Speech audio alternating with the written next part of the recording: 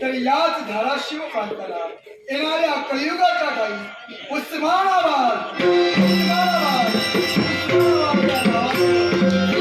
धन्य झालो मी तुझ्या कृपेनं माझा सुखाचा संसार पुन्हा सुरुवात झाली.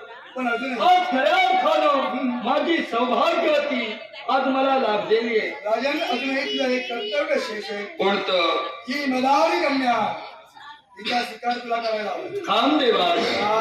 हिचा स्वीकार मी कदापि करणार नाही. का म्हणून? याला कारण आहे, ही ज्या दिवशी माझ्या जीवनी आली त्या क्षणापासून माझ्या दुर्दैवाला सुरुवात झाली. देवा, लक्ष्मी आली तेवढी पुरे आहे. राजन या तुझ्या केवळ मनाचा गैरसमज झालाय. अरे आतापर्यंत तुझ्या जीवनात जे दुःख आलं ते विधिलिखित होतं.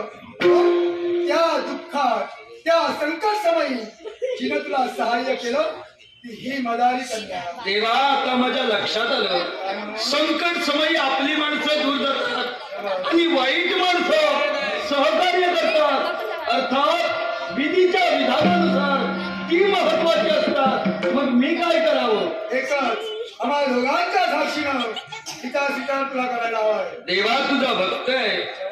ज्याप्रमाणे तुझ्या गंगा आणि गौरीच्या दोन भार्या तद्वत माझ्या असाव्यात अशी जर का तुझी इच्छा असेल तर तुझ्या साक्षीनं माझ्या साक्षीनं शिवाय